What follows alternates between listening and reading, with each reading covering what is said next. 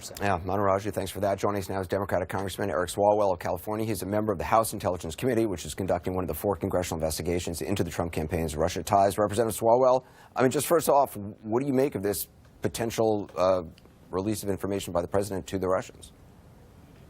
Good evening, Anderson. You know, the cost of the president's ties to Russia cannot be our national security. And if this is true, that is a price that we could pay. And if you step back and look at what happened here, the president is alleged to have given classified information to a foreign adversary who, I would argue, Anderson, when you look back at this a few years from now, people will ask, why were the Russians even in the Oval Office after the attack they carried out?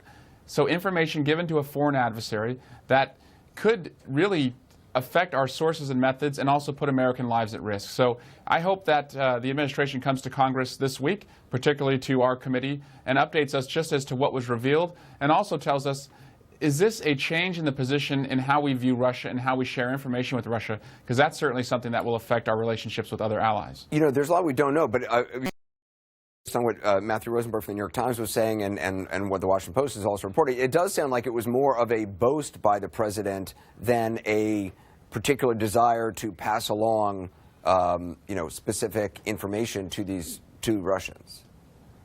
I want to learn more, Anderson. I'm not going to jump to conclusions just yet, but remember, this was somebody who fired the FBI director the day before the meeting because he was too much of a showboater. So if our president was showboating or grandstanding with U.S. intelligence in such a reckless way, you know, that's something that we should all be concerned about. Congressman Swalwell, I appreciate your time. Thank you very much. Coming up next, more on the entire controversy.